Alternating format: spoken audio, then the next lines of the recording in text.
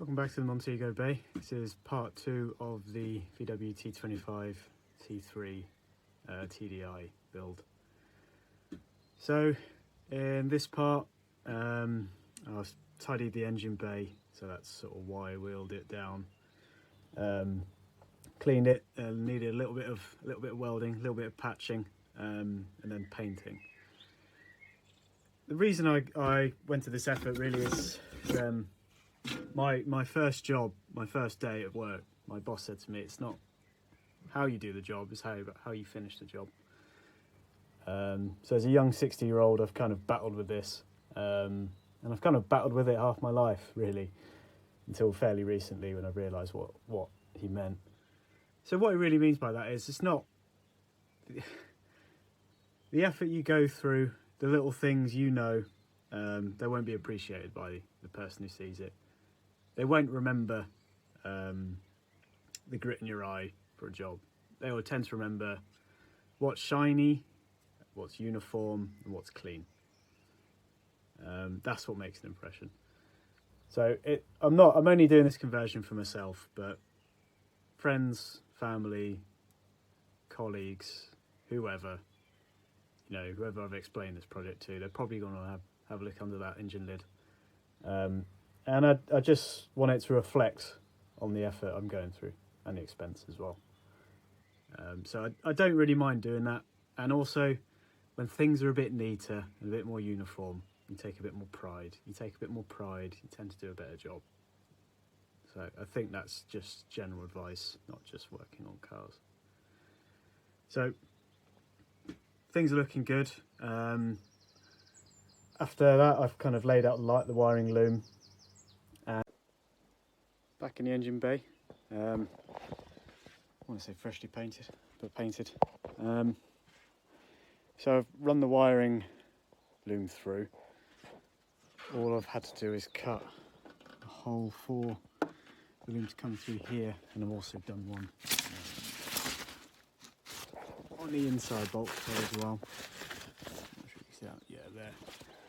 So the ECU will sit behind the back seats.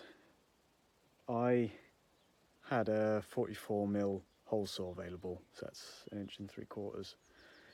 Just about got it through with all the plugs and sensors here. I think if you're going to buy a hole saw, probably go a bit bigger, maybe a 2-inch. It was tight, but I managed to get it through. So it was quite simple actually. So I kept the kind of like the power feed cable under Tim's recommendations from the Passat. So that goes from the battery clamp. Probably should have kept the one from the Passat as well. So that just connects onto the battery clamp positive terminal, and that just goes all the way around into the battery live post in the fuse box. And then there's also a few other lives that need to go in, but Tim made that quite obvious. So you've got some from the original loom, and some he said they need to go onto that same post as well. So that was pretty simple. Otherwise it was just a case of just plugging in the usual connections. So that's the state of that. I've had to move the connection box from here to here, which kind of be using some M6 bolts, using them as a standoff. It doesn't sound hard, but that took flipping ages, because just access behind here. I think in hindsight, when I had the engine in, I should have sort of considered where I should put this, if I could put it lower down. But this was kind of the highest up I could get it, would be able to still get the lid on and off without much difficulty. I've re-tapped the earth bolt. I think this is just for the lights and clean those up, because it's kind of a good whilst you're here job. But yeah, otherwise I kind of just put these P-clips everywhere. Be a good idea. It's just to hold the loom into place. All this kind of looks fairly intimidating, but it's literally just plugs to the injection pump, sensors, and glow plug wires. So I've kind of just guessed by putting it in the middle of the engine bay, or coming out, it should land on top of the engine somewhere quite near. And it's same sort of with the water level sensor and throttle position sensor.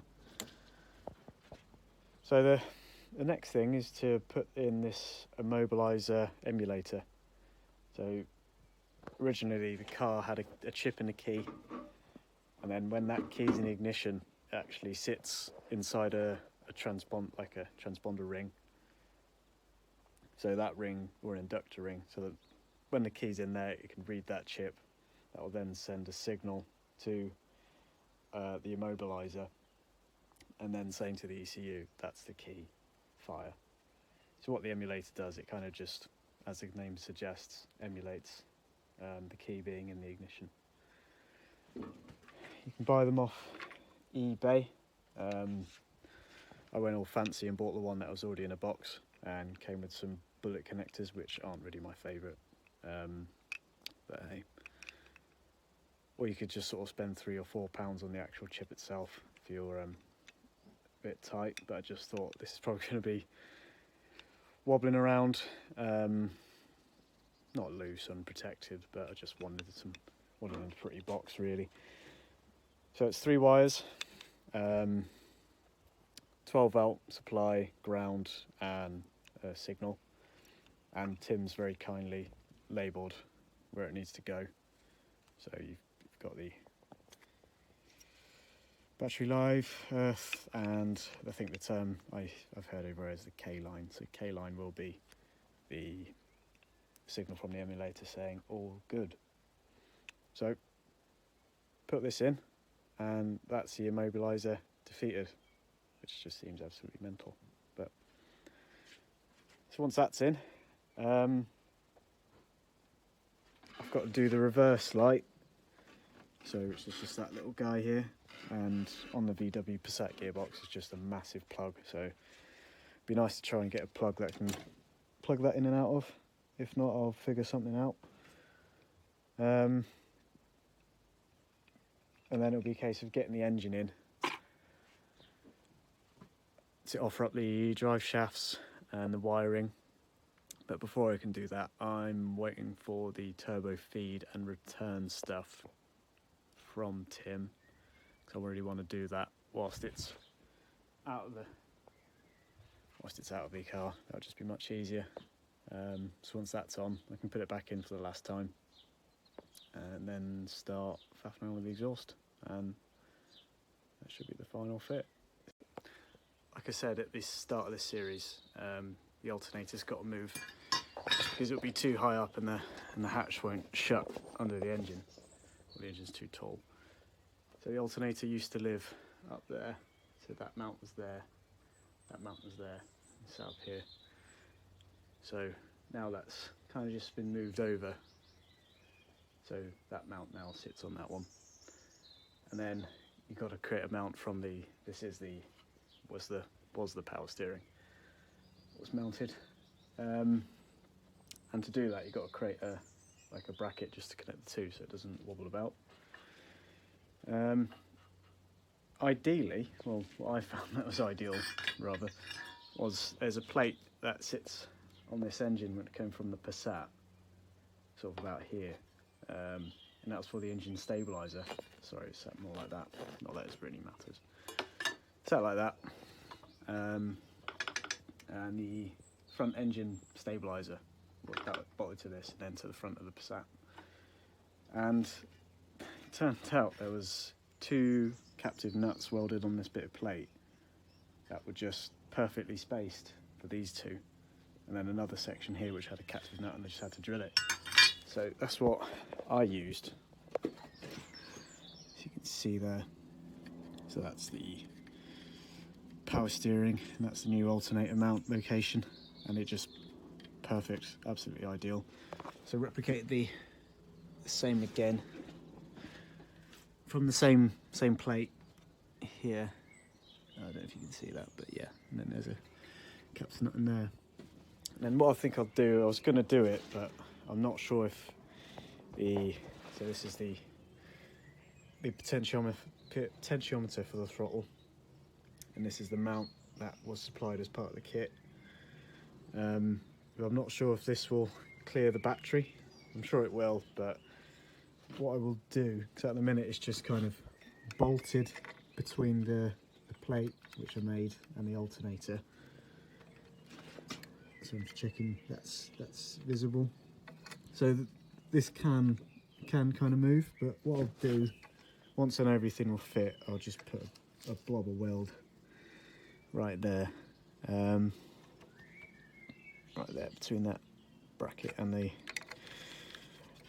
mount for the throttle potentiometer, and then that will be fixed solid. So I think it's a super neat solution, that, and just using what I've already got. But yeah, that was really easy, so I'd recommend that if you're doing your own. And so just other little bits as well. So the timing belt, that's been replaced. I've also put a new serpentine belt on. It's a bit of a tight fit, so I'm not happy, so I might get a bigger one actually. I don't really want to stress any bearings. It's going to be a bit of a chore to change that belt in the van, so I'm thinking about getting another one. And I've also changed the throttle cable, just because the old one was seized and I was just using a stronger and stronger spring to return the throttle, which is just stupid really. So new one's in. That's all good really. Just the other little things, mounting the alternator and the throttle link, the throttle pot, and yeah, still waiting on some parts really. But this has been a lot more effort than part one. There's so much more effort's gone into this bit, and this is the part that tends to be slow in any sort of conversion, any engine conversion. And the annoying thing is progress doesn't really look as visual as actually getting an engine in the hole. So that's it for part 2.